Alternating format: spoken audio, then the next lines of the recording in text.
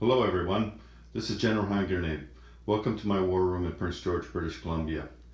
Well, I thought I'd be going to the cabin this weekend, but with the weather outside, it sucks so bad you wouldn't believe it. It's not just raining, I mean, you can hardly see out there, it's just gross.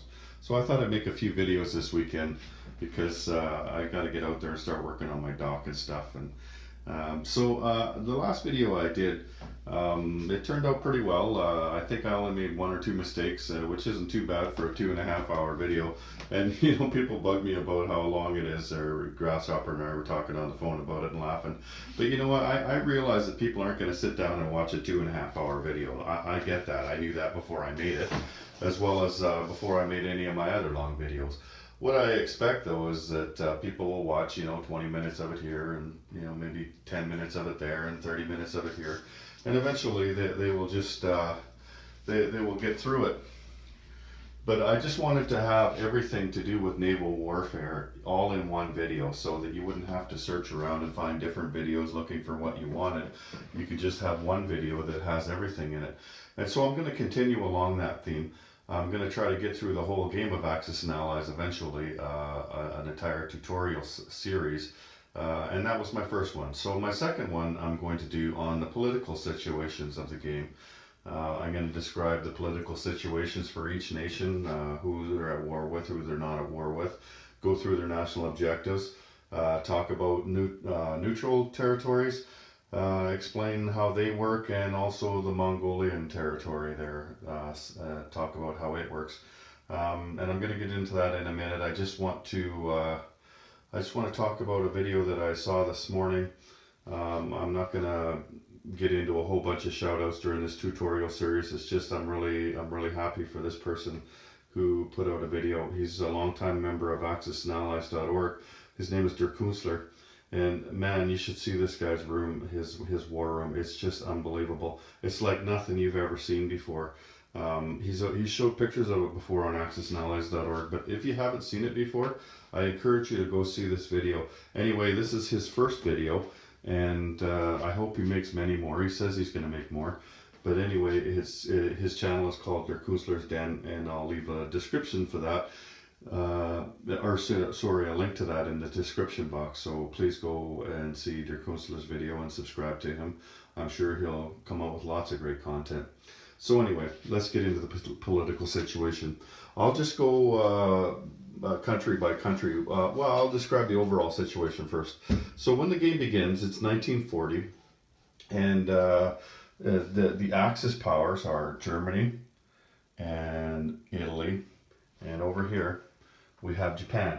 It's those three versus China and France over there in the blue, and the United Kingdom up there. And Anzac down here. And the United Kingdom also has another capital here, and Anzac. And that's who starts at war. There are two other countries in the game, and that's the United States and Russia. There's the Western states, there's Russia, and there's the Eastern states. When the game begins, those two countries are not at war with anybody. They're neutral powers. They're called neutral powers. But we'll get into that when we get into talking about the United States and when we get in Russia. So that's what the situation is in 1940. So let's get into each nation, and I'll just go by the turn order, okay? So Germany, it starts at war with France. So here, let's just move this up closer. It starts the game at war with France here, and they're going to go in there right away. The United Kingdom, right up there. Anzac, because Anzac is closely related to the United Kingdom. They're part of the British Commonwealth, and as well Canada is part of the British Commonwealth. So Germany is at war with Canada, and Australia and New Zealand. That's who make up Anzac, and that's it. That's the only countries they're at war with. But Germany, they can declare war on anybody at any time. So they can declare war on Russia, and that does not affect their status with America. They can declare war on America, but that doesn't mean they're at war with Russia. Or China. But you're probably not going to see that where Germany declares war on China. They don't really need to. If they ever get that far, then the game's probably already over, right? So I wouldn't worry about China too much. But anyway, just know that you can attack the United States without being at war with Russia, or you can attack Russia without being at war with the United States. And neither one of them can attack you. America can't declare war on Germany until the fourth turn, actually the end of their combat, or the end of their non-combat moves in the third turn. They can declare war, and Russia can declare war at the beginning of the combat moves on their fourth turn against Germany. So Germany, if they don't want to, they don't have to be at war with those two. But it's common that they will be at war with Russia before that, and depending on what happens between Japan and America, then they could be at war. Because if Japan attacks America, or, well, I'll get into the Japanese, but if a state of war exists between Japan and America, then America can declare war on Germany. But we'll get into that when we get into Japan. So that's about it. It's pretty simple, the political situation with Germany, because they can declare war at any time. One other thing I guess I could say is that if Germany takes over London, there's London right there. If they take over London, then America can declare war. Or if they set boots on the ground anywhere in North America. So if Germany attacks North America over there, then the United States can enter the war against Germany. And also, if they conquer London, then Russia can enter the war. So if they were to take over Russia on the second turn, London on the second turn, then Russia could enter the war on the second turn. It's not likely that they'd be able to do that. They only have one transport there, and they could buy more on this turn, on the very first turn, but it's not likely that they could take it over on the second turn. But anyway, if they are able to take over London, then America and Russia could enter the war against Germany. And so let's get into, I'm using Siredblood's cards here. Let's move this boat out of the way to get into their national objectives. So the first one, while Germany is not at war with the Soviet Union, they can get 5 free IPCs as long as they haven't declared war on the Soviet Union. They collect that on the collect income phase. And the reason for that is it represents the beneficial trade with the Soviet Union. Like they could still get wheat and things from the Soviet Union because they were not at war, they were still trading with them. So that's when they're not at war with the Soviet Union. When they are at war with Russia, they can get 5 IPCs per country for taking the factories that are over here. Basically what it ends up to be. Actually, not all the factories. So if they take out this place here, that's 5 IPCs. If they take out Russia, that's Moscow, that's 5 IPCs. And if they take out Leningrad up here, that's 5 IPCs. So right where you see those 3 little city markers there, if they take out any one of those, they get 5 IPCs each for those. And if they control the Caucasus, then they get 5 IPCs. Actually, it's not just if they control the Caucasus. If Italy or Japan controls the Caucasus, then Germany will get 5 IPCs. And the reason for this is because that's where the oil fields were. And also here, like you'll see here, this is Caucasus here. That's where the oil fields were. Plus it had access to all the oil fields down here in the Middle East. So that's why you get that bonus for that 5 IPCs. Okay, so if you're at war with the UK and France, which you start at war with, so you might as well say you could get these at any time, you get 5 IPCs if Germany has at least 1 land unit in Egypt. So here's Egypt down here.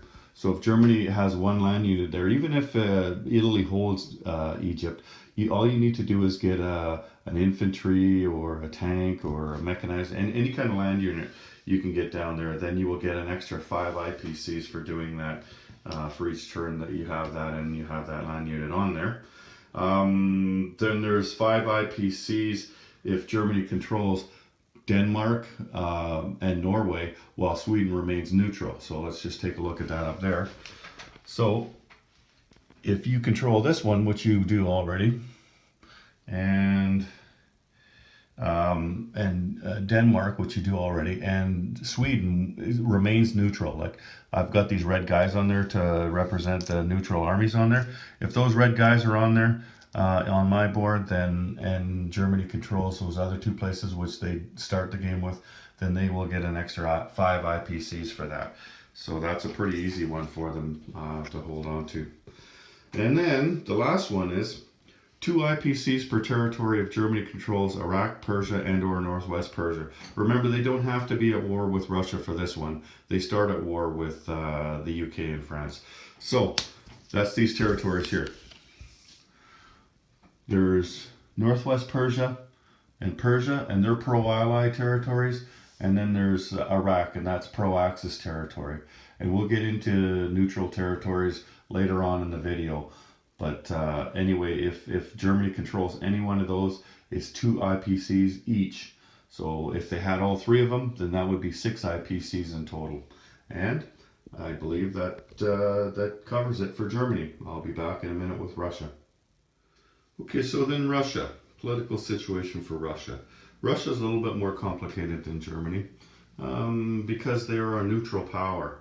And I'll get into that in a minute. You know what, I'm just going to read you what it says because it's actually a pretty good write-up here under the global rules for Russia's political situation. Let me just set up the camera there. So, the country is recovering from Stalin's deep purge into the military officer corps, which has shaken the Red Army to its very core. Combine this with its recent military disaster in Finland, and we find the Soviet Union more than happy to enter into a secret agreement with Germany. This secret agreement, known as the Molotov-Ribbentrop Pact, assures that the Soviet Union will remain neutral should Germany go to war in Europe. It also permits each power to expand its sphere of influence in Eastern Europe without interference from the other. In the East, the Soviet Union, along with Mongolia, has recently concluded a border war with Japan, which ended in a ceasefire agreement. So we're talking about over here in Mongolia, and there's the Japanese and there's the Russians, and that's all you have over here. There's a vast open space in between. Most of your stuff is over here, but there is 18 units and 2 anti-aircraft artillery over here. It's really important that you understand the Mongolian rule too, to understand Russia. But I want to do the Mongolian rule separately. But suffice it to say that if Japan attacks Russia first on any territory bordering Mongolia, then all of these red units that you see here, those are Mongolians. Those will turn into Russian units, and there's 6 of them. So that's not debilitating for Japan or anything. I mean, it's only 6 infantry, but that's what would happen over here in the East. And a state of war with Japan, like if Japan attacks Russia, that doesn't affect anything to do with the political situation in the West with Germany. And conversely, if Germany was to attack over here, then that doesn't affect the relationships with Japan. So let me just get into the political situation. And again, I'll refer to the rule book. The Soviet Union begins the game at war with no one. The Soviet Union may not declare war on any European Axis power before turn 4 unless declared war upon by a European Axis power or London is captured by an Axis power. So if either Italy or Germany takes out London over there, then Russia can declare war before the 4th turn. I mentioned that earlier in the Germany section.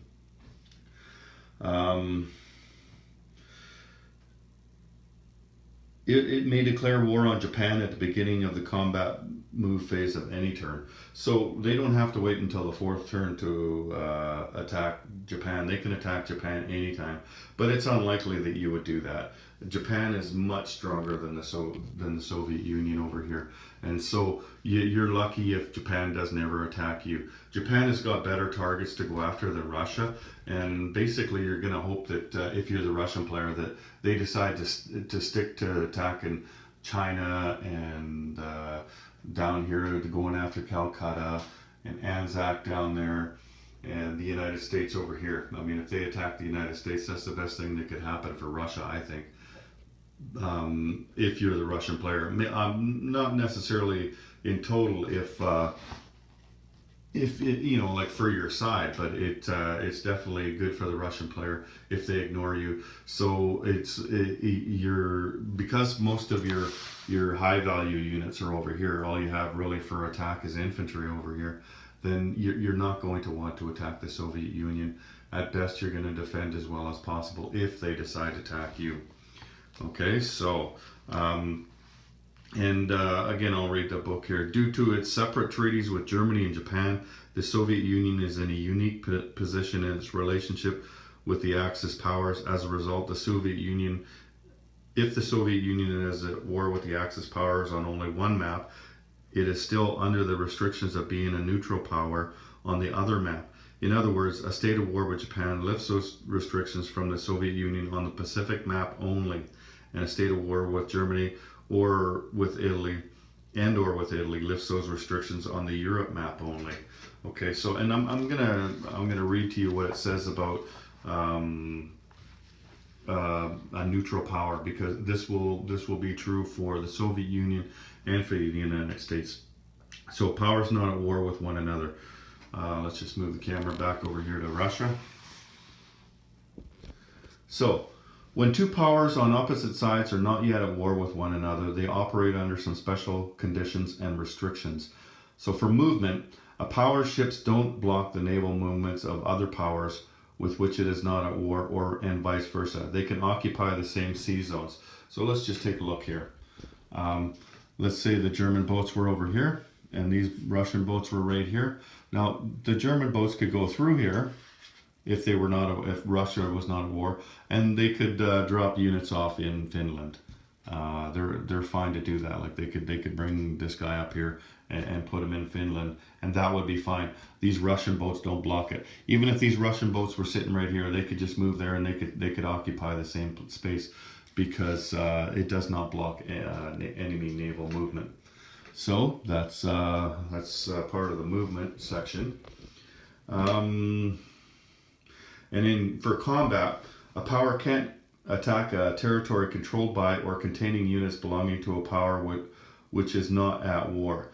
So the Germans, without declaring war on Russia, could not attack Russia.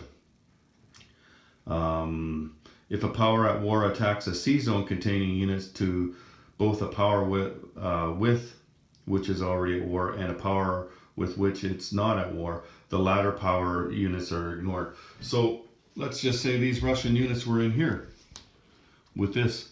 Now, Germany could go in and attack those British boats. Let's say they bring in all their planes and everything, and just ignore the Russian boats. The Russian boats have nothing to do with that battle in there. They're just sitting there watching everything unfold. Okay? So let's move those back again. And also, those units won't participate in the battle in any way, and a state of war with that power will not result. So that doesn't affect Russia's treaty with Germany, even though they're sitting there watching this unfold. That doesn't bring them into the war at all.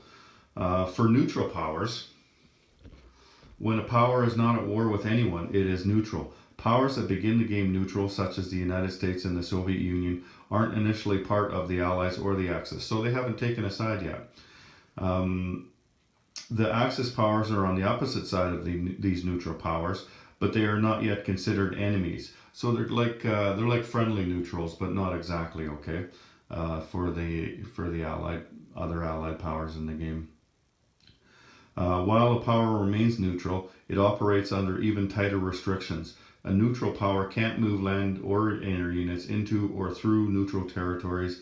It can't move units into or through territories or onto ships belonging to other or to another power or use another power's naval bases, nor can another power move its land or air units into or through its territories or onto its ships or use its naval bases.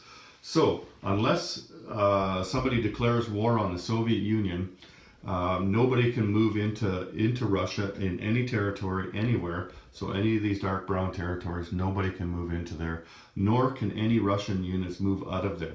So they can't even move into a neutral territory down there.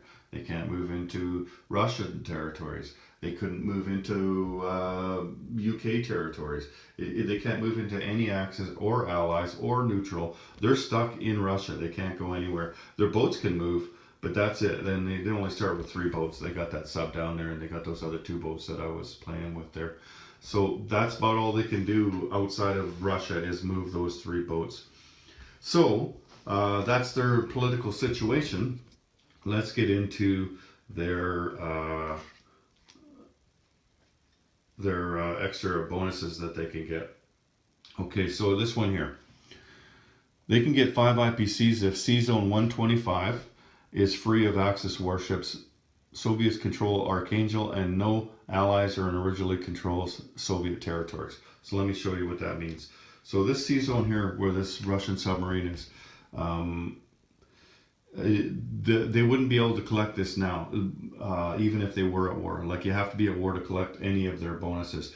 But they wouldn't be able to collect it because there's a submarine there. If this submarine wasn't there, then they might be able to collect that. But it's 3 things that got to happen. First of all, there's got to be no Axis warships in C-Zone 125. The only thing that could be there is an Axis transport, because it's not a warship. So that's got to be free of Axis warships. And I showed you all the Russian territories there. No other Allied units can be in there, like not even one. Not a plane, not an infantry, not a tank. Nothing can be in Russia that belongs to the Allies.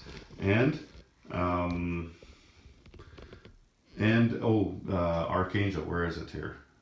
Right here, this territory here, the Russians must control this territory. So if they were at war right now, and that submarine was not in C-Zone 125, the Russians could collect an extra 5 IPCs, because as it stands right here, there are no other units inside of Russia. Russia controls Archangel, and there's no enemy warships in C-Zone 125. But again, Russia has to be at war to collect that, and also to collect any of these. There's 3 different ones. So here's another one. For each territory that the Soviet Union controls that was originally German, Italian, or pro-Axis, the Soviet Union can collect 3 IPCs. So that's any territory outside of Russia. So if Russia is at war, they take any. Actually, no, it's not any territory. It's pro-Axis neutral. So this is a pro-Allies neutral, Northwest Persia. That one you wouldn't get 3 IPCs for, but this one is a pro-Axis neutral. That's Iraq. You would get 3 IPCs for that. This one here is a pro-Axis neutral. You would get 3 IPCs for that. And then any German territory, any Italian territory, and that's it. It's not any Japanese territory. It's just on this side of the board. And Russia does have to be at war. So you would get 3 IPCs for any territory that you own outside of Russia, basically, that is not pro-Allies. And then, if you ever take Berlin, so here's Berlin right here. If you ever take Berlin out, then you get a one-time payment of 10 IPCs. So that's a big bonus there. If you ever take Berlin out, I mean, that's that. It's not guaranteed that you're going to win the game. Japan could still win the game for the Axis, but that's a pretty good indication that you're probably going to win the war if you were able to take out Berlin.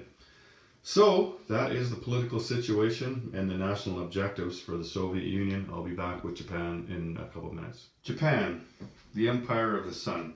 So Japan's political situation is probably the most complicated.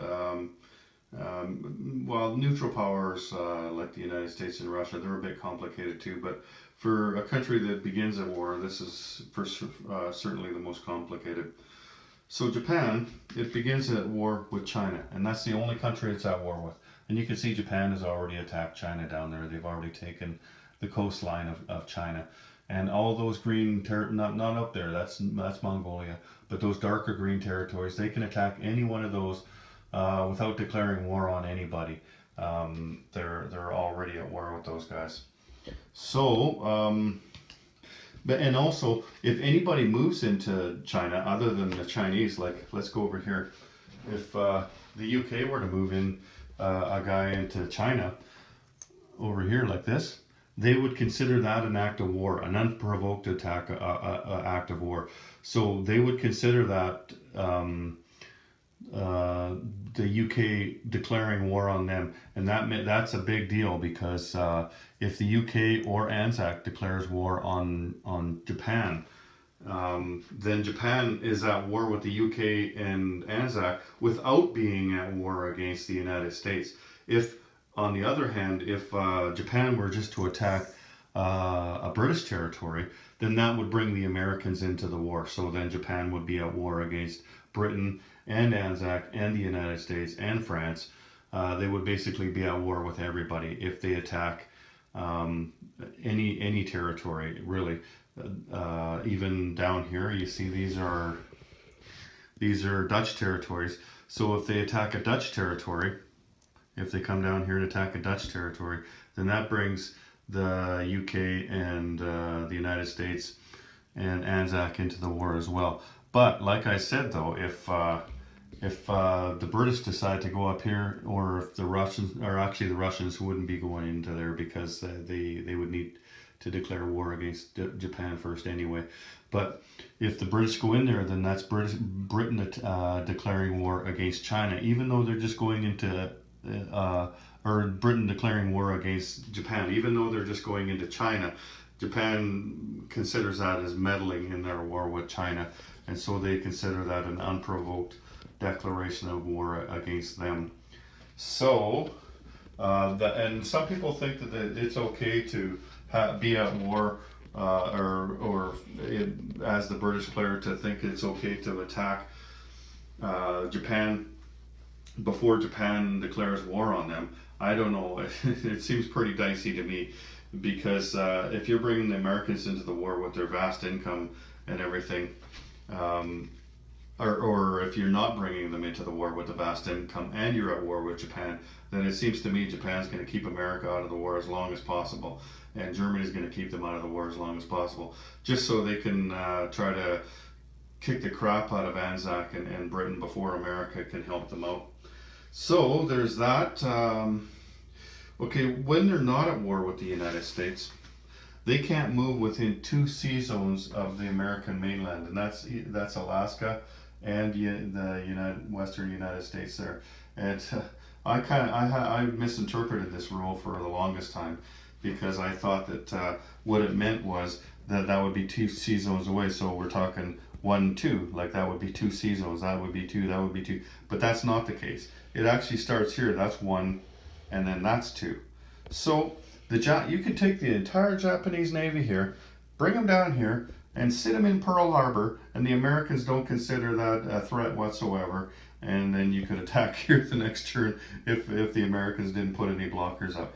I don't know, that's probably the goofiest rule in the whole rule book, that combined with the Japan versus Russia rule. But anyway, that's the rule. So Japan cannot end its movement before being at war with the United States. They can be in the same zone as the United States, but they can't go within 2 spaces. So here, Japan wouldn't be able to sit right here. They wouldn't be able to go here. They wouldn't be able to go here. They wouldn't be able to go here. And they wouldn't be able to go here. Other than those spaces right there, they can end their movement anywhere they want. And that wouldn't be bringing the United States into war. So that's kind of weird. Except, of course, if they were to go down and end their movement down here and attack Anzac. Declaring war against, if Japan declares war against either Anzac or the United Kingdom, then the United States is in the war at that point. So what else? Okay, it can declare war on any turn against any allied power. So Japan can declare war on anybody at any time they want. The question is, do they want to? And that's a big part of this game, is when you declare war. It's how you set up the whole game, really, and it's not just Japan that is the case for. A big part of this game is who's at war with who early in the game. So those first 4 turns are crucial in any game of Axis and Allies. Okay, let me just read this here. A declaration of war against the United Kingdom or Anzac immediately results of a state of war between both powers. In addition, the state allows the United States to declare war on Japan on their following turn if they decide to. So the United States is not automatically at war if you attack Anzac or Great Britain, but of course that they would want to be. I mean, they're not going to sit out of the war while the other 2 allies are taking their lumps. There's no way they're going to stay out of the war. For one thing, the Americans, and you'll see later on in this video, the Americans are going to collect a lot more money if they're at war. So of course they're going to want to declare war against Japan. A declaration of war against France or Russia will not affect relations with the United States. So they could attack Russia up there. The Japanese could attack Russia up there, and that would not bring the United States into the war. They could declare war against France, but that would not bring the United States into the war either. So that's pretty complicated. When it comes to the other way, I'll mention this on Japan's turn here as well. The United States, when they're not at war, they can't end any of their movement in a zone that is controlled by the Japanese. So the Americans would not be able to stop their movement here, for instance. This is even though there's no Japanese troops there, the Americans would not be allowed to put a boat there at the end of its turn. They could move through there, but they could not stop there because they're not at war with Japan. And that's the same all throughout the Pacific there.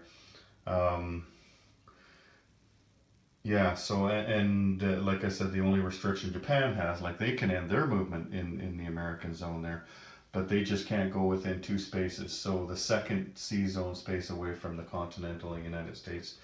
Okay, so let's get into their national objectives. So they get 10 IPCs per turn when they are not at war with the United States. They've not attacked French Indochina and have not made unprovoked attacks against United Kingdom or Anzac. So remember I said there, if Britain was to move into China, that's a provoked attack. So they would still get their 10 IPCs if they were at war with Britain and Anzac, but Anzac and Britain had started the war with China. They're still going to get their 10 IPCs. That's why it's not a really good idea for the United Kingdom or Anzac to declare war on Japan. That's one of the reasons, is that 10 IPCs. And French Indochina here, that's that blue space there. If Japan goes into there, then that brings then that doesn't mean that they're at war with the United States, but they do lose that 10 IPCs. So until you're ready to declare war against the United States, it's more cost effective for you to stay out of French Indochina there. Okay, they get 5 IPCs if they control the following territories: Guam, Midway, Wake Island, and Gilbert Islands, and the Solomon Islands. So let me just show you what that looks like. I put these roundels on here. Okay, so if they control Guam, Wake Island, Midway, the Gilbert Islands, and the Solomon Islands. Now, you don't see this very often because that takes considerable effort. You know, you're using your ships up. You can only do one thing per turn when you're attacking something. So for you to go out and attack those things, which don't have any monetary value, you have to take over 5 nations on islands, or 5 territories that are on islands, and all you get in the end is 5 IPCs. So you're not going to see them collect that national objective very often, unless the United States aren't really doing anything on this side of the board.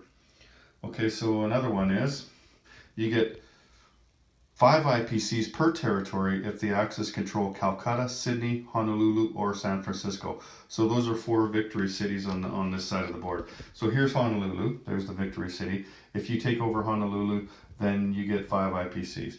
This one, that's very rare that you're ever going to see them take over San Francisco. That's 5 IPCs. Down there, there's Sydney. That's 5 IPCs. And over here, Calcutta, that's the one that you'd probably be going for before you go for those other ones. Maybe Honolulu, I don't know. But anyway, there you see the victory city there. That's 5 IPCs. So 5 IPCs for each of them, if you control them. And then their last objective, I'm going crooked here. Their last objective, they get 5 IPCs if they control the following territories: Sumatra, Java, Borneo, and Celebes. We call this the Money Islands, Axis&Allies players. I don't know if that's in the rule book or not, calling them that, but that's what people call them. So that's these 4 islands right here. And the reason you call it that, because look at how much they're worth. There's 3, 4, 4, and 4. So that's 15. Plus you get a bonus of 5 IPCs if you control them all. So that's 20 IPCs for controlling these 4 islands. As opposed to 5 IPCs for controlling those 5 islands out there. You get 20 IPCs for controlling these 4 islands. So obviously this one is one that you want to get. And that's one of the main objectives for the Japanese player, is to get those 4 islands. Because they need to get somewhere close to par with the United States as far as collecting income. And they can even surpass the United States. If they take out virtually all of China, or all of China, and they take out some of this down here, and then they take out the Money Islands, and they take out Philippines there, then they're going to start getting close. You know, that it'll be almost par with the United States. But they need that. If they don't have that, then they're not going to be making enough money to wage war against the United States on the Pacific side of the board. And not just the United States. I mean, the United States is going to start, when they're at war, they're going to have probably about 72 IPCs. But they also have to fight against Anzac, whose income will be fairly small. And then they'll have the British over there, and of course the pesky Chinese. And there's a slight threat from the Russians up there, although the Russians don't pose much of a threat to the Japanese. So I do believe I've gone through the Japanese. I'll be back. Okay, the United States. Very, very complicated with the United States, like Russia, because the restrictions placed on a neutral power, and they're the only 2 neutral powers, are really quite restrictive. There's a couple of extra things, just like there's extra things with Russia, but unique to America, just like unique to Russia. So let's get into those. Okay, so the Americans, before they're at war with anybody, right now they're not at war. When the game starts in 1940, they're not at war with anybody. And so they have to stay in the continental United States on this side of the board. You can see the units that they have up there. I mean, they can walk these units down here if they want, but I mean, where are they going? They got no place to go, right? But they have to stay adjacent to the American territory. So they're only allowed to move to these 2 spaces right here with their transports. And they can bring warships, so something other than a transport. They can bring it to C-Zone 102 here. That's it. That's the only movement they're allowed to do outside of the continental United States on this side of the board while they're not at war. Okay, so let's go down to the Pacific side. And I did mention this during the Japanese turn, but let's just go into a little more in depth here. There you see the Americans here on this side. And I'm not going to go into what Japan can do, because I already said that, you know, getting within 2 spaces and everything. Now, the Americans cannot stop their movement adjacent to any Japanese territory. So like I said, they can't just come here to the Marianas and stop the boats right there. They can go through there, but they can't stop there. So like these guys over here, if Japan did not attack the United States on turn 1, then the Americans got these units here. And probably what you'd like to do is to leave there. So, you know, to try to save these boats, you could use them later to try to save that fighter. But like the Soviet Union, nobody can go into the United States, and the United States can't go into anybody else's territory. So you can't just take that plane here and, because you're at an airbase, land down here. That's not allowed because you're landing on somebody else's territory. I mean, you would think that the Australians would let them land there, but for the purposes of this game, they're not allowed to do that. So if you wanted to escape with that fighter, then you would probably, let me see, 1, 2, 3, 4. Yeah, see, the only place you could really go is to Guam up here, up there, and then try to escape from up there. Because you can't land on anybody's territories but your own.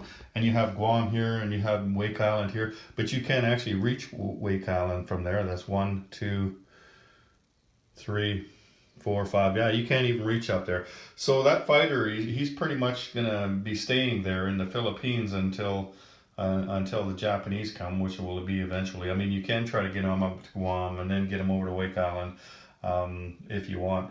The boats can go though, like they can leave. They could come down here and they could sit here because they're not actually sitting on a territory, right? As long as they're not stopping in a Japanese territory, they can do that. So they can leave, but they just can't stop where there's any Japanese territory. So those are the restrictions in the water, and obviously you can't leave over there too. Well, actually, you could. I mean, you could sail across there, put all your stuff on transports, and sit over here. But that's probably not going to do you any good because you start with only 52 IPCs at the beginning, and Americans get heavily into extra money when they're at war, and I'll show you that. You'll see what I mean. They go up to 72 IPCs, or probably 72, at least 70 anyway, when they're at war. So what else do we got here? So all the restrictions that I mentioned with the Soviet Union with neutral territory, so you can't go to anybody's territory, they can't come to yours. If your boats don't block them, so like I said, if you move that cruiser up to sea zone 102, Germany can just go right through there as if you weren't even there, because you don't block their movement. And like I said, if you brought your boats down here, over to and sat beside Sydney, sat beside Australia, the Japanese could just ignore them. If they're not at war with you, then they just ignore those boats and they can just sail right through them. What else? Okay, you cannot declare war on any Axis powers unless the Axis captures London or any territory in North America, or Japan makes an unprovoked attack against the United Kingdom in Anzac. So I talked about that earlier at great length. I'm not going to go through it again at great length because I just went through it. And if any of those things happen, then the United States can declare war in the following turn. And then if you're not at war with anybody, if the Axis have managed to keep you out of the war, and you're in the third turn, then the Americans would take their whole turn, and of course they wouldn't get any combat movement or combat. They would only get non-combat movement. So after your non-combat movement and at the beginning of your collect income phase, that's when you would declare war on. You can declare war on all three if you'd like, and you probably would. You might as well. You're going to enter the war. I mean, by then you've sat there for a couple hours watching everybody else play the game, and you can't wait to go and kill somebody. So you're going to be declaring war on all three of them, and you want to do that at the beginning of your collect income phase on the third turn, because as long as you do that, you get to collect your bonuses, and I'll show you the bonuses in a minute. But if you don't declare war, then you don't collect those bonuses. You just get that 52 IPCs instead of the 72 IPCs. So you're going to want to do that on the third turn. And like I said, if anybody goes into North America, like if anybody attacks London, then you can declare war on all three of the Axis powers. If anybody goes into North America, if they attack Canada, then you can declare war. And also on the west coast over there as well. If Japan was to go over there, I mean, I can't see a situation why Japan would come over here and attack British Columbia instead of attacking Alaska or the western United States. But if they were to attack British Columbia, then the United States could enter the war against all three, any or all three Axis powers, which would be what you want to do. Like, you want to get into the game as soon as you can, as if you're the American player. The other allies are probably going to be getting their butts kicked because of how the game starts off, like how many pieces each nation gets and how much money each nation gets. It's not a fair fight until the Americans get into the war, and then the question is it too late? You know what I mean? Like, did the Axis kick too much butt, or are the Americans able to turn the tide of the war? So that's the Americans want to get into the war as soon as possible. So let's get into the bonus income that you can get. So this is a big one here. 10 IPCs if the United States controls the eastern United States, the central United States, and the western United States. And it's very likely that you're going to be able to do that, because the eastern United States and the central United States are right there. And then you've seen the western United States, they're all the way over there on the other side. So if you control all three of those territories, which you probably will, then you get 10 IPCs, but only if you're at war. If you're not at war, then you don't collect any of these things I'm about to show you, and this is why you want to get into it. So another one, 5 IPCs if the United States control Alaska, the Aleutian Islands, the Hawaiian Islands, Johnson Island, and Line Island.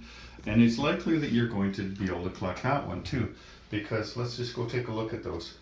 So Alaska is up there, and then the Aleutian Islands are just off of Alaska, and then the Hawaiian Islands are right here, and then Johnson Island is right there, and the Line Islands are right over here. So the Japanese can go over there and they can put, just one infantry or something down on one of those territories, but they will be bringing the Americans into the war if they do that. But after the Americans are in the war, then I wouldn't put it past them to try and put one unit on to one of those territories, because you only have to take one of them out, and then that takes out that extra 5 IPCs that the Americans are getting. So it's not like you have to build up your troops on all of those islands. It's only 5 IPCs, and they would be easy to take back if the Japanese ever did decide to disrupt that. So you don't have to go and protect them, but you do have to make sure you go and get them back. So what else? 5 IPCs if the United States control Mexico, southeastern Mexico, Central America, and the West Indies. So that's basically parts of North America except for the West Indies. Right here you see the West Indies is the island there, but then you've got southeast Mexico and Central America there, and then in Mexico is just south of the western United States over here. So if you control those, then that's 5 IPCs right there. So it's likely, if you add up those 3 that I just showed you, that's 20 IPCs, and America starts with 52. When the Japanese go to bring America into the war, probably what's going to happen is they're going to take out the Philippines. You see the Philippines right there. So that's going to take 2 IPCs off the Americans, but probably the first thing the Americans are going to do is they're going to come back down here and they're going to take out Brazil. So that gives them back those 2 IPCs they lost.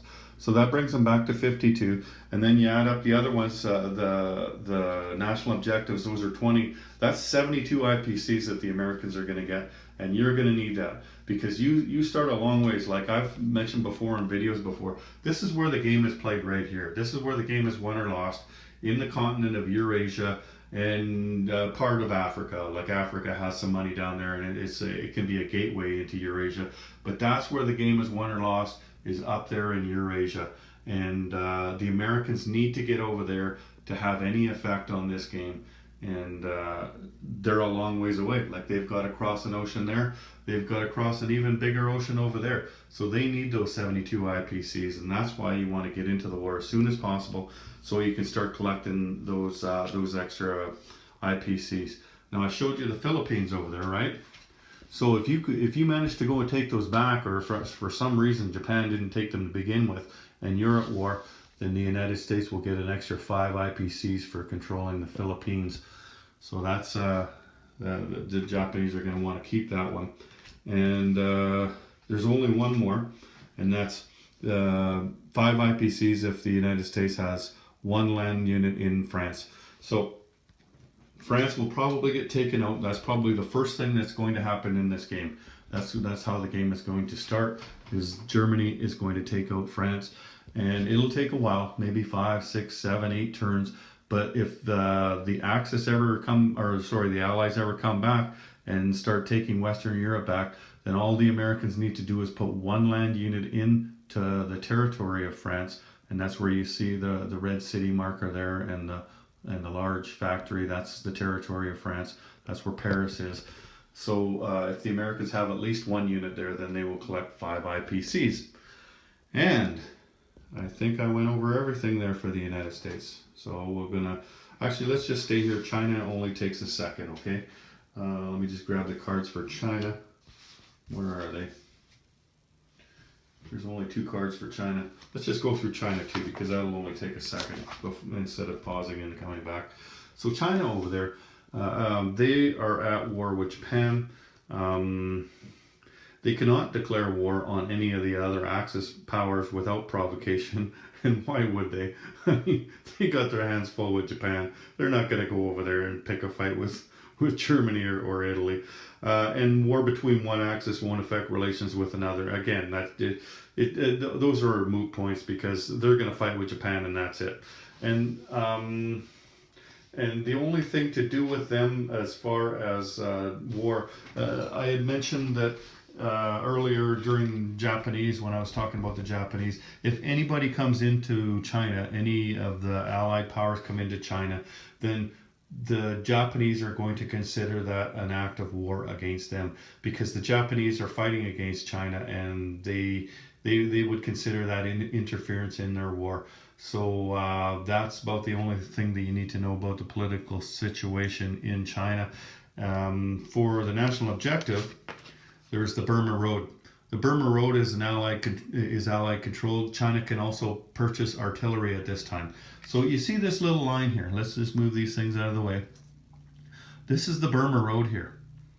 And if you control the 4 territories, that's Sichuan, Yunnan, Burma, and India, where Calcutta is here, then that will give the Chinese an extra 6 IPCs per turn.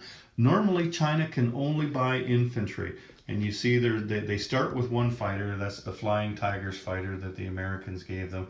And they have infantry on there. They're only going to be able to buy infantry unless the Burma Road is open. By open, they mean the Allies control those 4 territories. So either China or the Allies control those 4 territories. That would mean that the Burma Road is open, and you get that 6 extra IPCs. Then you can buy artillery if you want, but you don't have to. And really, you're under attack, and the only situation I can see where you're going to be buying artillery is if you only had 1 extra IPC. So you might as well buy an artillery piece instead of an infantry, because an extra 1 IPC isn't going to do you any good.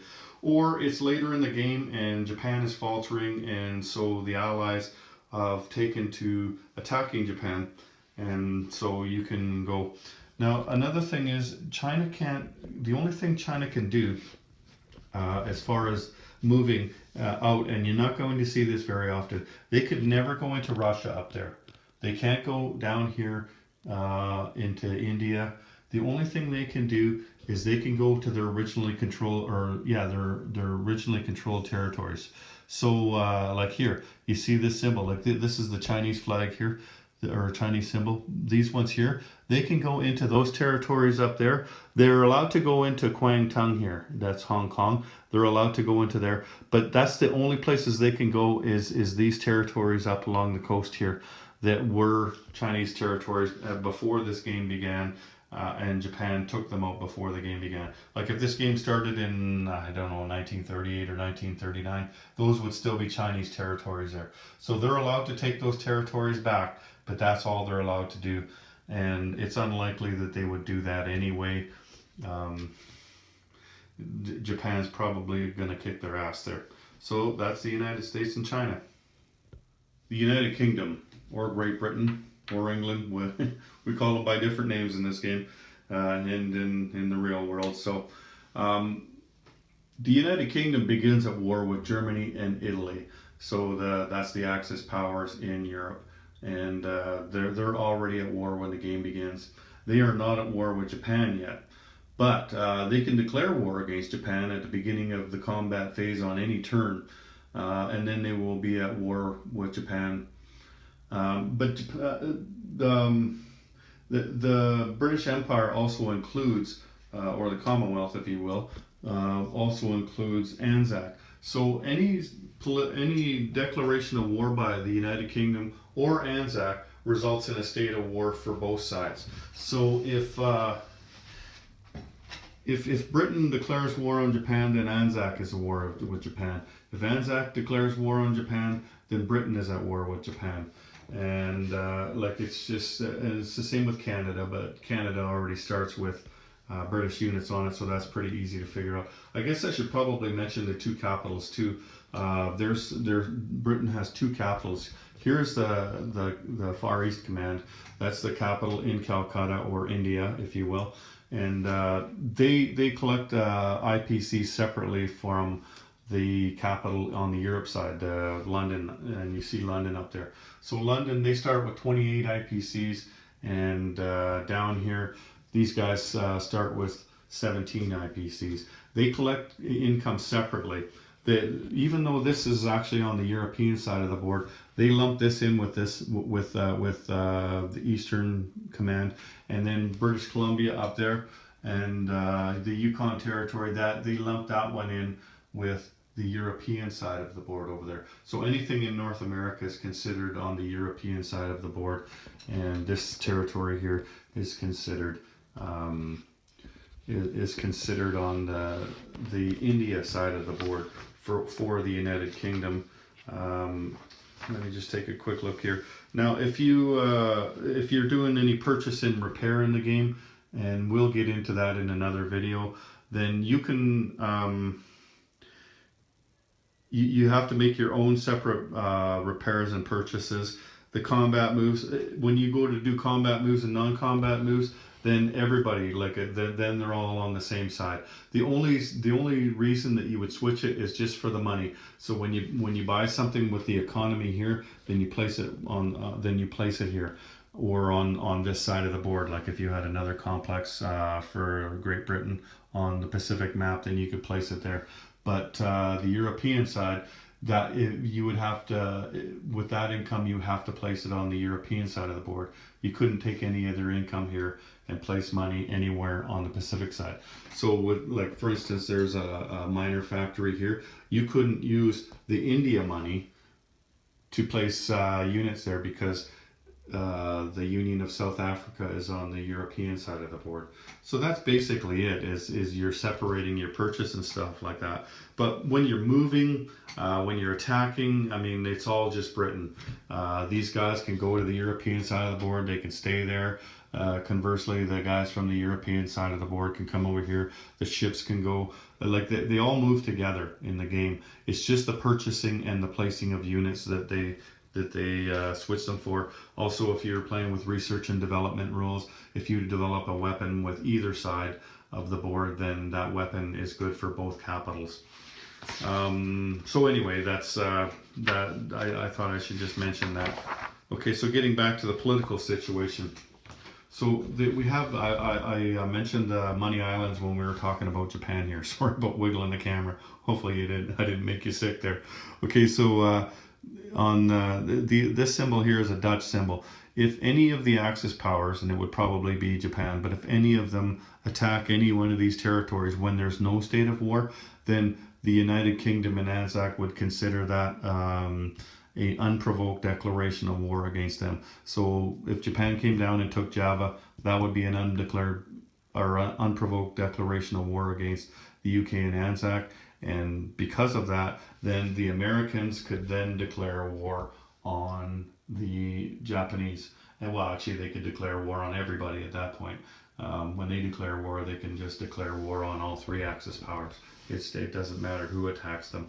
But yeah, so the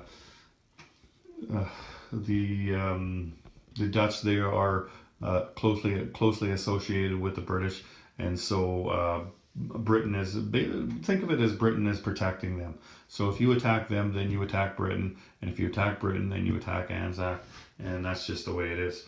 As I said too, like if Japan was to attack Australia, that's an unprovoked declaration of war against the United Kingdom as well. So that's pretty easy to remember. So let's get into, there's only two national objectives for them, and there's one for each side of the board. This one is one that you could probably get. So the United Kingdom controls all of the original territories in the European economy. So basically they control all of the original territories in Europe, and if that happens, then they would get 5 extra IPCs. So, and that means everything. Like for instance, this one here, this isn't worth any money here, Alexandria. But if the Italians were to take that out, then the British wouldn't get that extra 5 IPCs. And so it's a good idea for Italy or somebody to take out even maybe just this island over here, the island of Cyprus, because that's a British controlled territory. All you need to do is take out one British controlled territory on the entire European map, and the British won't get to collect that extra 5 IPCs. And conversely, if you're the British player, then you're definitely going to want to try to control all of your territories, even if they're not worth anything. If there's no number on that territory. So then on the the Pacific side of the board, United Kingdom controls both Kwangtung and Malaya, and that's going to be difficult to do. And they have to be at war with Japan to collect this one. The other one, you're already at war. So this one here, when you're controlling the European side, you can control this on the very first turn because you can collect this on the very first turn because you're already at war. But this one here, this is only after you're at war with Japan. And likely what's going to happen when you're at war with Japan is they're probably going to take out Kwangtung. That's where Hong Kong is here.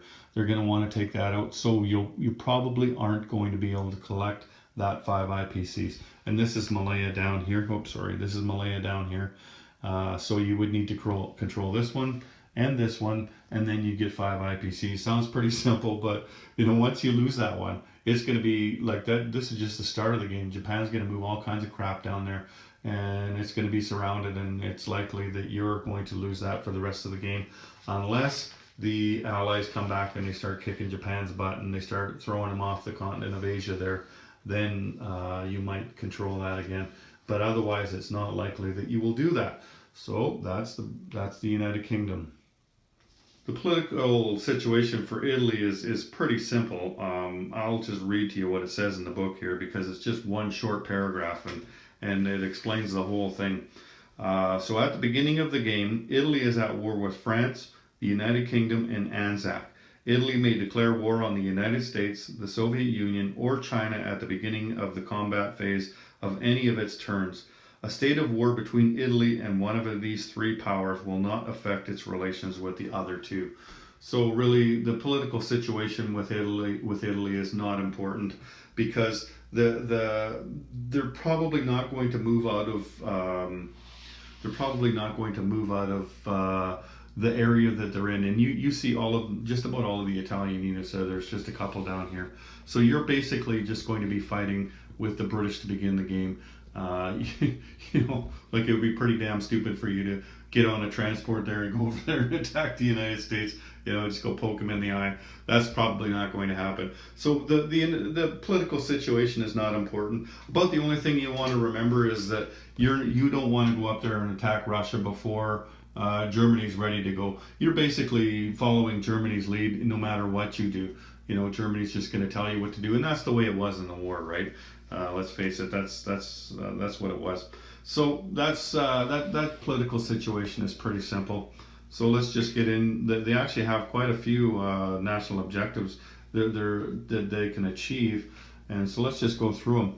So if Axis control all of the following territories, you get 5 IPCs. So Morocco, Algeria, Tunisia, Libya, Tobruk, and Alexandria. So what that is all along here, North Africa, there, and there. So all of North Africa except for Egypt.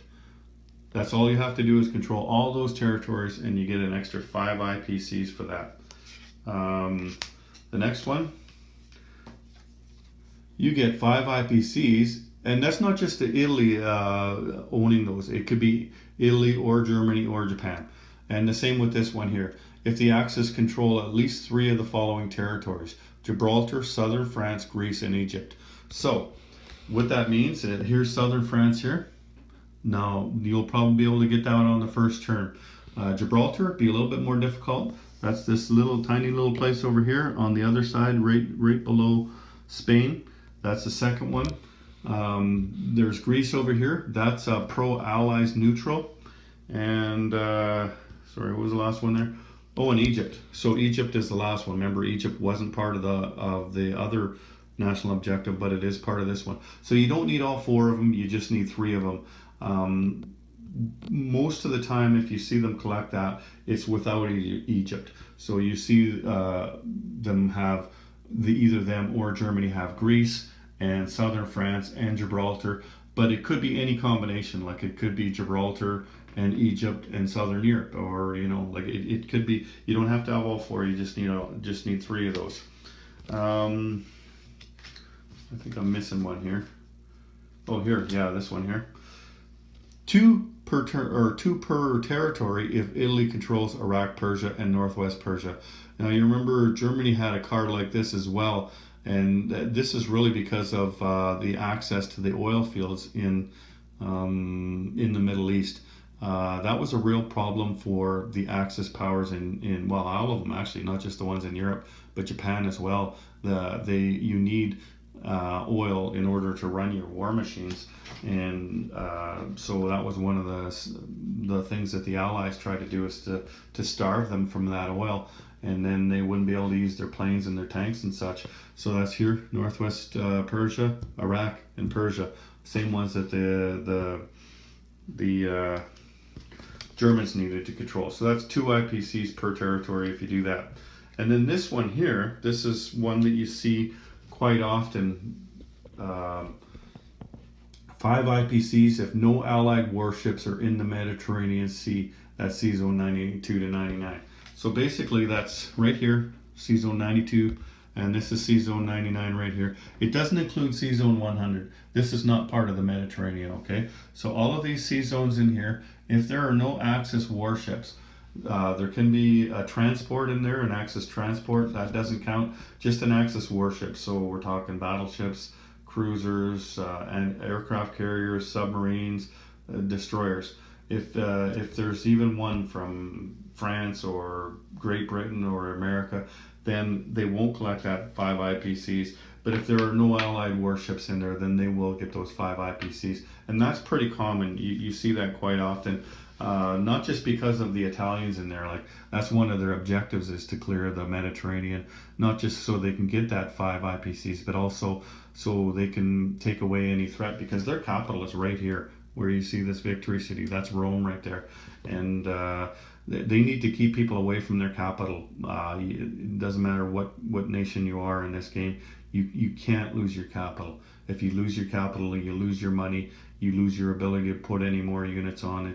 It's the beginning of the end for you, and that's, in some cases, it is the very end for you if the last thing you do is lose your capital. So they are going to try to keep boats out of the Mediterranean, and that is a common one that you see them collect on. And not only is it the Italians trying to keep those boats out of there, but we have a vast German Air Force out there. And so if there are any boats in there that the Italians can't clear out of the Mediterranean, then quite often you see the Germans come down there with their planes. And there might even be a case where some games where Germany is building boats in the Mediterranean or sailing boats to the Mediterranean. So it's not often you see a lot, like right here, right now, there are a lot of boats in the Mediterranean. That's not going to last for very long for now. Like it'll probably clear out turns 2 or 3, and then maybe boats will enter from one side or the other. But usually you see it'll all be Italian and German boats, or it'll all be British and American boats. You don't see boats from both sides too often, because they're in such close proximity to each other that they can attack each other. Plus the land is right around them. It's not like it's a big ocean, so there's going to be lots of planes involved. So one side or the other is going to get their ass kicked in there. There's no doubt about it. And that is Italy. Anzac is pretty simple. What Anzac is Australia and New Zealand. So it's an acronym for Anzac. And they begin a war with Germany and Italy, just like UK. Their political situation is almost identical to UK, except for they don't have two capitals. So they're at war with Germany and Italy. They can declare war on Japan at the beginning of the combat move of any of its turns, but it's unlikely that they will do that. Japan's about 10 times stronger than them, so running up and kicking the big bully in the nuts is probably not a good idea. Anyway, that would result of a state of war between Japan and Anzac and the United Kingdom. Because remember, if Anzac is at war, then the United Kingdom is at war. But for Anzac to declare war on Japan without Japan being at war against the United States is not a good idea. Probably not a good idea anyway, because then the United States has not entered the war. They can't declare war on Japan. It's just going to be Anzac and UK against Japan over here, and of course China. But by then China might be all but gone by that point. It's hard to say. And also I mentioned the Dutch here. These symbols here are Dutch symbols. So if Japan takes any of these islands with the Dutch symbols on it, then Anzac will consider that an unprovoked declaration of war. And in that instance, that means that Anzac and UK would be at war with Japan, and the United States would be able to declare war on all three Axis powers. So that's if Japan decides to take out any, Japan, Germany, or Italy decides to take out any of those. So they have just two national objectives, and they're not that difficult.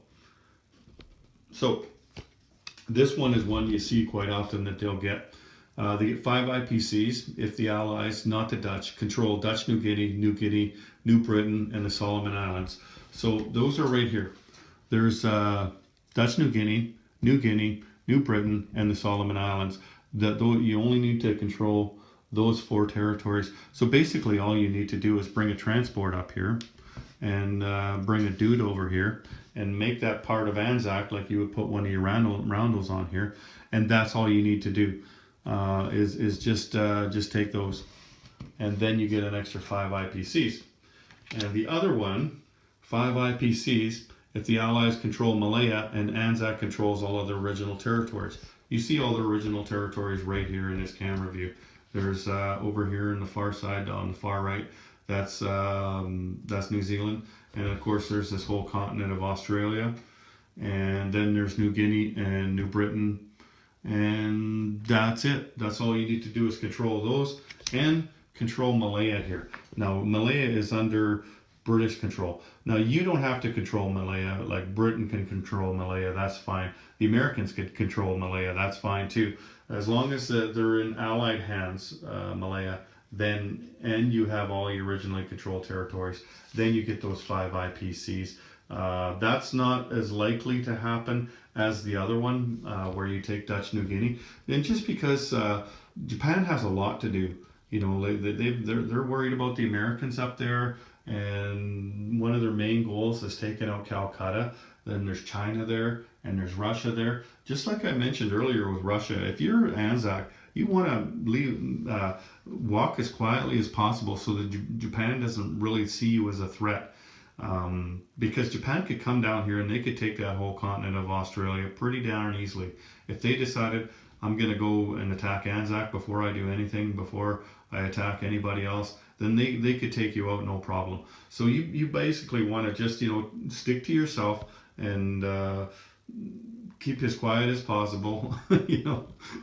Don't finger the Japanese player sitting across the table, and maybe he'll leave you alone until America's in the war. So that's basically what you want to do. But Malaya up here is part of that. Malaya up here is one of the things that Japan would want to go for, because you can see here it's got a naval base and it's worth 3 IPCs, and it's on the way to India, and India is going to be one of their objectives. So it's pretty likely that the United Kingdom are going to lose control of Malaya. So you might collect those. Now both of those, I don't know if I mentioned it or not, you have to be at war with Japan to collect either one of those. You can't just go up on the first turn and take out Dutch New Guinea like I showed you there and then start collecting money. You have to be at war with Japan in order to collect those 5 IPCs. And Japan might attack on the first turn. But anyway, for both of those, that has to be the case. Now France. I'm not going to pause the camera again, just like I did with China, because it's pretty simple. France begins at war with Germany and Italy, and they can declare war against Japan on the combat move phase of any of its turns. What difference does it make, right? Like, Japan's not going to have anything to attack with, Like, there you see them there, and they're going to lose all of that pretty quickly. They're lucky if they can use their boats. They've got a few boats. They're lucky if they can take a few units off with them. So there's not much that they can do. They can declare war against Japan. I don't know why they would, but they can do that. It's not like they're going to be able to fight Japan, and it's not going to affect Japan's status with anybody else. It doesn't mean the Americans are all of a sudden at war. It's Japan that has to declare war against France in order to bring the Americans into the war. So France declaring war against Japan doesn't do it. And they only have one national objective, and that's if their capital gets liberated. So there's a one-time payment of 12 IPCs if France is liberated by the Allies. France receives up to 12 IPCs worth of units to immediately place in France. So you don't get that and spend it on your turn if you're France. Like, say the Americans take out your capital there in France, right here where you see it here, then you would take probably four infantry units and place them there right now, as soon as the Americans took that out. Or you could put 2 tanks, or a tank and 2 dudes. Anything that totals up to 12 IPCs, you would put them on there immediately by taking that out. And that could happen like where Germany takes that out, and they kind of ignore it, and then Britain comes across the water and takes it right back. That could be too. Or if Germany goes and takes it and they leave Normandy, and then the French come back in there and take it, they can put 12 IPCs worth of stuff. So the first time that somebody takes back Paris, if that ever happens in the game, then the French put 12 IPCs worth of stuff there. But you know what? That might not happen right away, because, like, if I'm America and I'm coming across and I'm taking out southern France or Normandy, I don't necessarily want to take out France right away, because when you take back France, then that means that all these territories go back to French rule, including these territories down here. See, after an Axis power takes out any of these territories, then the Axis power gets to control them. And then if they've lost their capital, when an allied power like the British or the Americans come over and they take Morocco or Algeria or Normandy or southern France, then they get to keep those IPCs. Like this is 3 IPCs. They're not going to do the French any good if they don't have their capital. They're not going to collect them. But if America goes there, then they can use those 3 IPCs, and they can use this minor factory. So that's why I wouldn't necessarily attack France right away if I was able to make a headway into Europe.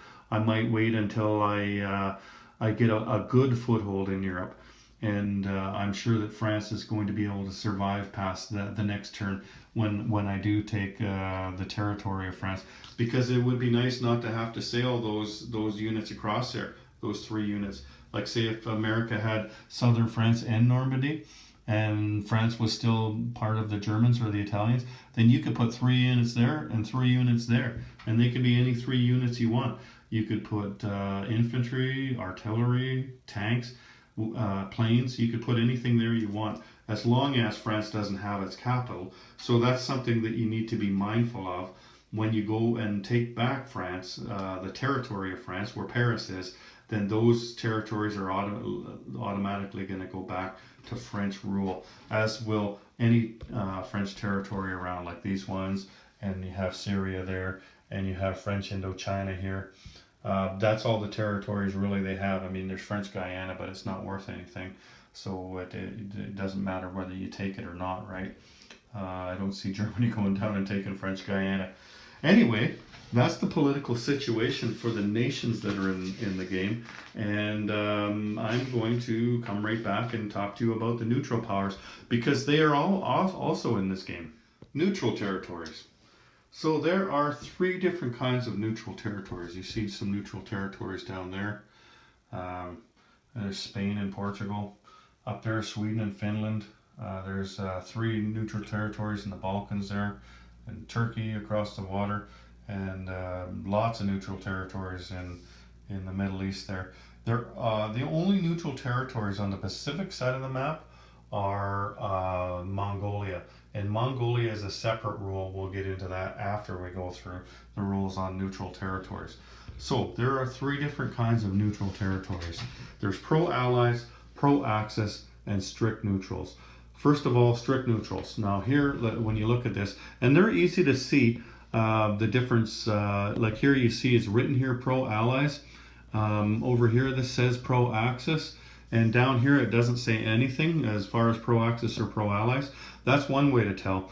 The other way to tell is, I don't know how well you can see this, but you'd be able to see it on your map anyway. Strict neutrals, the lines go straight up and down in the territory. You'll see that there's these faint lines that go straight up and down. Pro-allies, they all go this way. Everywhere on the board where there's a pro-allies, they go this way. And pro-axis, they go this way. You can barely see the faint lines on there. So aside from the writing on there, that's one way to tell which are which. Now a strict neutral is not aligned to anybody, so they don't favor anybody. The pro-allies and pro-axis territories are a little different. You know, they do have relations with the nations that are in World War II. They're not at war, but they do have relations with them. They trade with them, and you know, they favor them, right?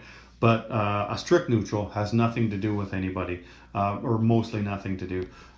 They do not want to be part of the war. But they do have, for the purposes of this game, they do have a pact with all of the other strict neutrals on the board, except for Mongolia. Mongolia is a strict neutral, but they're not a part of it. So that pact is, if you attack one of us, you attack all of us. So if anybody, let's say the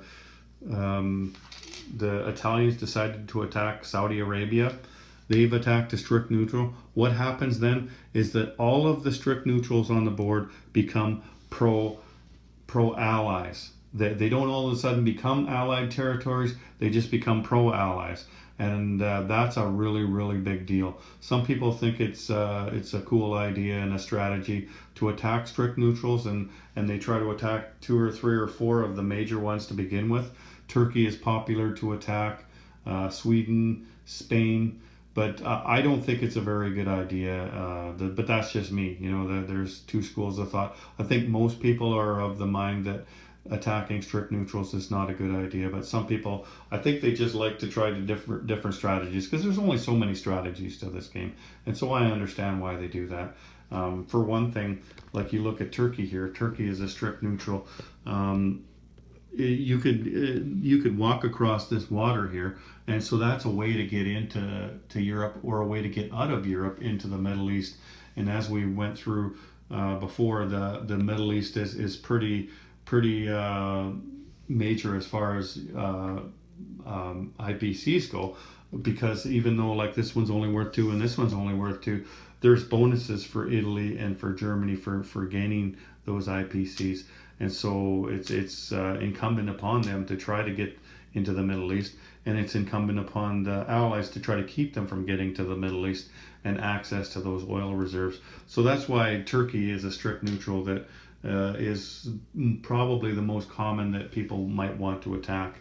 But like I said, I don't think it's a good idea to attack strict neutrals. So basically that's it. A strict neutral has a pact with all the other strict neutrals, and they're all on the European side of the board. And if you attack one of them, then you attack all of them, and the rest of them that are surviving, they revert to the other side. So if it's the Allies that attack them, then they become pro-Axis. If it's an Axis power that attacks them, then they become pro-Allies. So that's strict neutrals. Now, pro-Allied neutrals, like I said earlier, they favor the Allies. Now, the Allies can't attack a pro-Allied neutral. They don't do that. What happens is, like here, let's take a look here. They can get on this transport here on the non-combat phase. They can't do this on the combat phase. They would come over here with anything. Let's say an infantry, any kind of ground unit. They come over here, they sit on here, and then they become an Allied territory or a British territory. Then what happens is this comes off here, and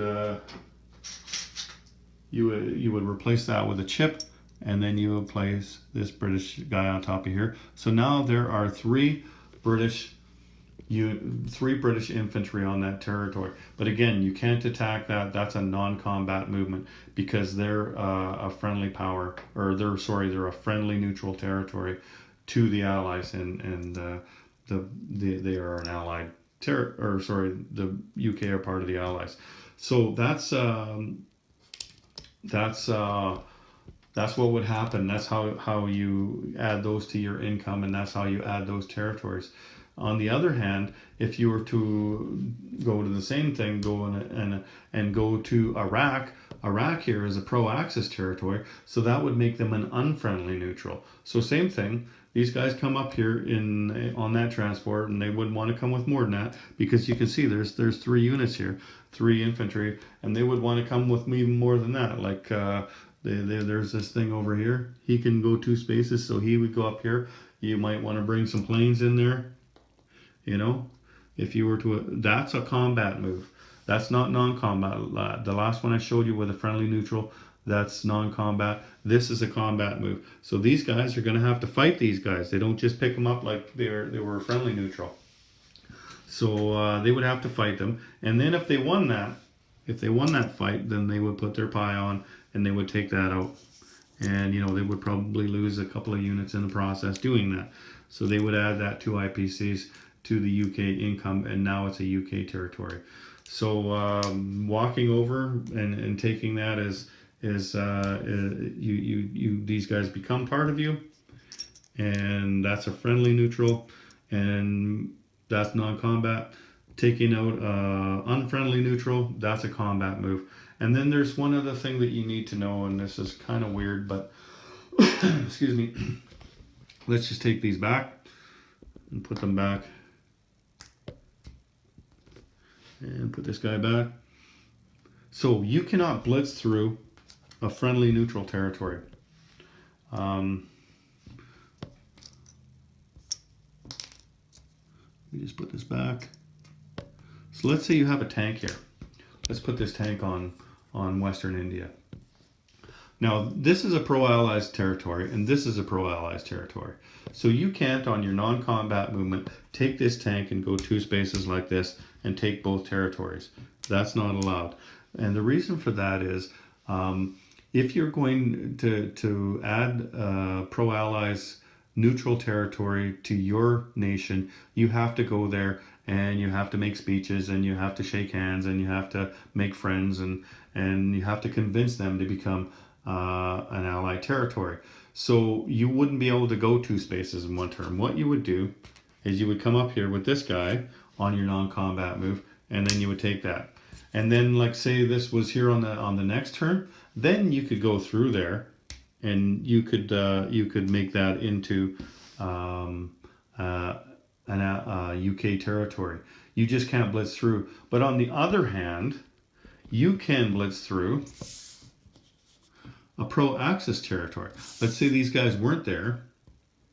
Actually, let's just take a German tank. That would make it easier.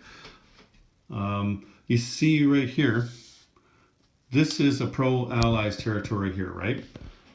Let's just move this camera. Okay, now this is a pro-Allies neutral territory here, and nobody owns it. Let's say you wanted to come down here and attack this one here. Let's give him 3 tanks, okay? Otherwise, they probably wouldn't do that. Now, if this were the Allies, they'd have to stop there because it's a pro-Allies territory. It seems counterintuitive, but they'd have to stop there, and then the next turn they could come here. But the Axis, because there's nothing there, they can blitz through that territory. So they would take that territory, and then they would come down here and attack this territory. So you would place a German roundel on this territory, and then you'd fight this, and let's say you took this guy out and lost 1 tank, then you would put a German roundel here. So the Germans could take out 2 unfriendly neutrals with his tanks in one turn, but the British would not be able to blitz through. I hope that's pretty explanatory. I can't think of a better way to explain that. There's one more thing about neutral territories, and it doesn't matter if it's pro-Allies, pro-Axis, or strict neutral. You can't fly over them with your planes. So here, let's just grab a plane here. This guy here. Let's say you didn't have this territory. Let's put all these back. Make them all neutral again.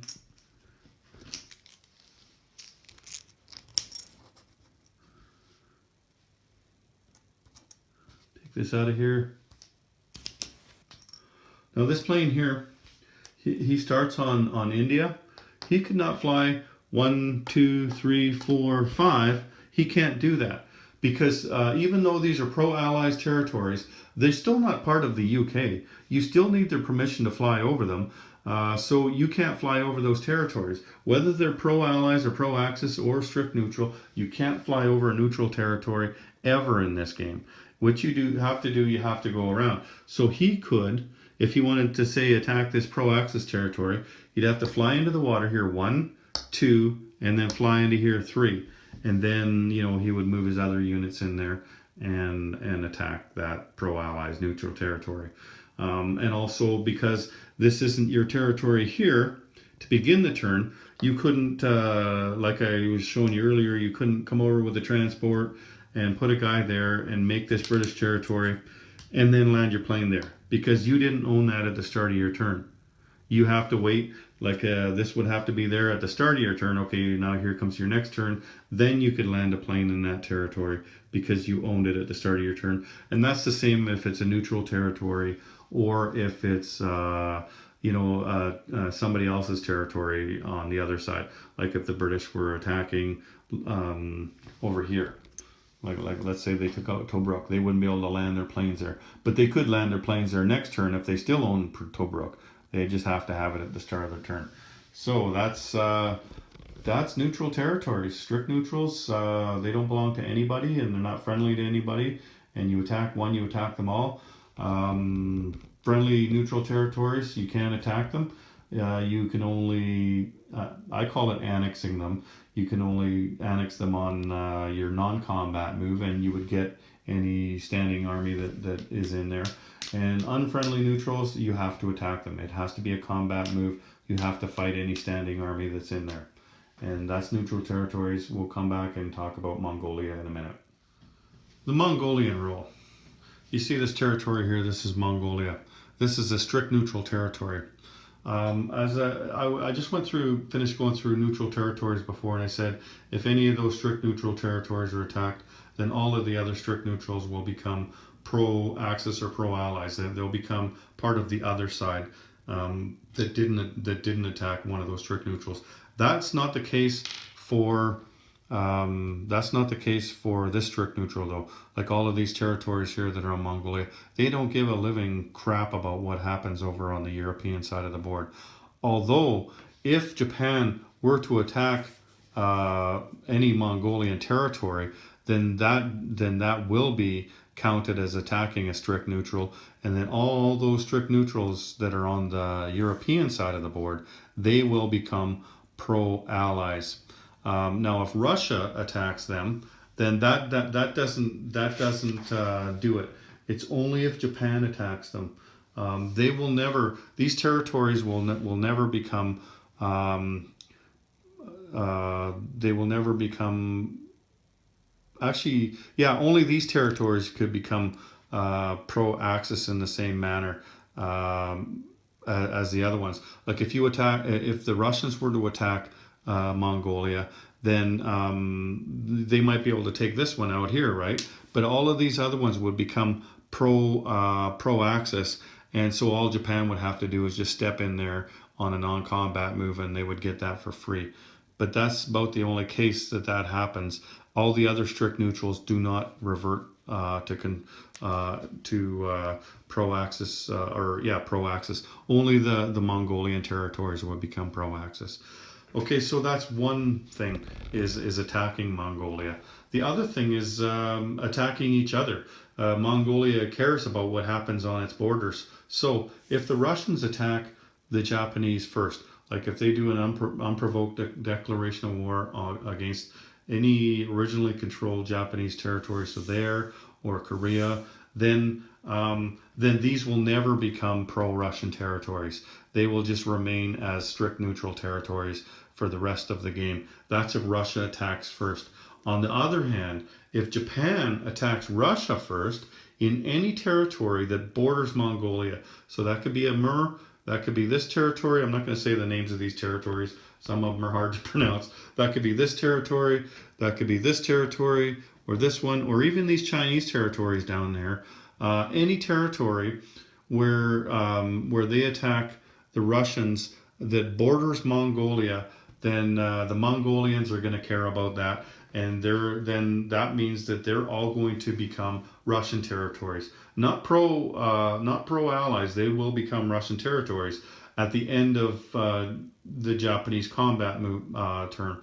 So if Japan attacks this and takes this out, and then all their combat is finished, even before their non-combat, what'll happen is the Russians will take their markers and they will put them on all these territories here, and they're not worth anything, but they will do that. Then they will take these things off, and they will put Russian troops on there, and these will become Russian territories.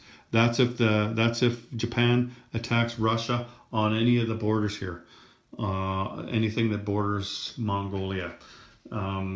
So if Russia attacks them, then these will never become Russian, unless Russia attacks them. But then they could become Russian.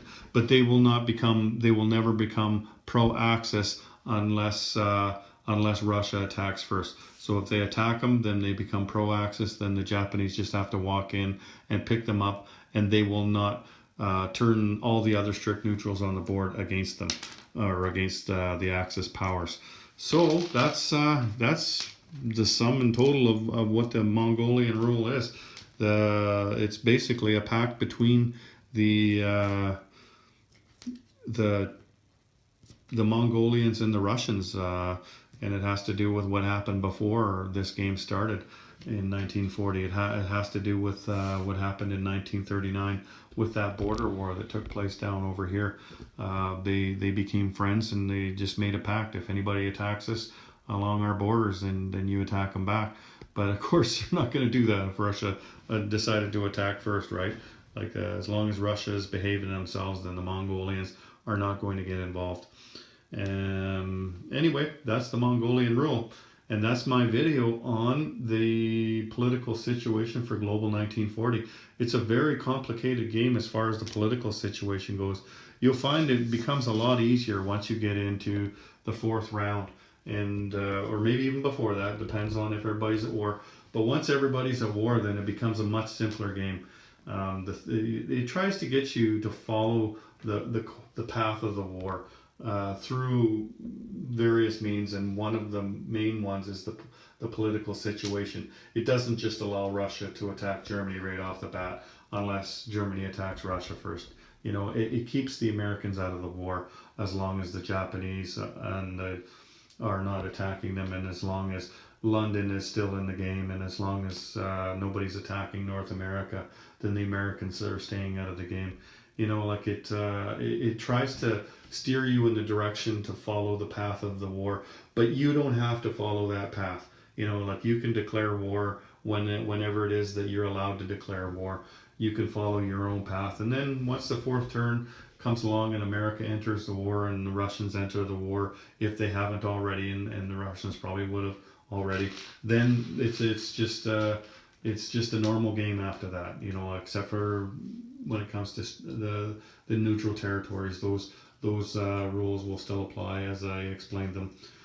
So it's pretty complicated in the first part of the game, especially for newer players, because it's a lot of reading and everything. And those cards that I was using that showed the national objectives on them, those are Siredblood's cards. And I'll put a link in the description box where you can download those cards. They're free to download.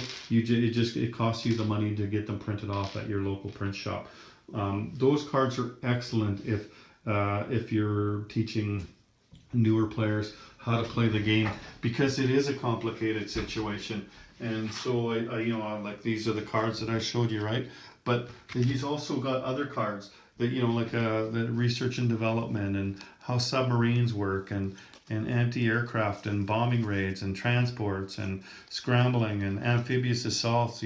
It's got all of these cards here that helps out, especially a newer player, but it can help out a player of any ability. But anyway, these cards are great to have because the political situation is complicated. That's if you have those, then you don't have to keep looking in the rule book. So if you don't use those, then I encourage you to use other kind of player aids. Like next week, Young Grasshopper, he's going to be putting out his deck of cards, and it'll be much the same. It'll have those political situations on them, or I don't know about the political situations, but it'll at least have the national objectives on them, and those are really important in the game. But yeah, Siredblood cards, they will help any newer player out for sure. Keep it straight in their mind what they should be doing and what they shouldn't be doing, when they can attack and when they can't attack and all that, because it is quite complicated, and that's why this video, I don't know how long it is at this point, but I'm guessing it's quite long. So anyway, there it is. There's the political situation for Global 1940. I'll go and upload this video now. Take care, everyone. Don't forget to go and subscribe to Kuenstler's channel and check out his sweet war room. It's just amazing. I'll leave a link in the description box for that too.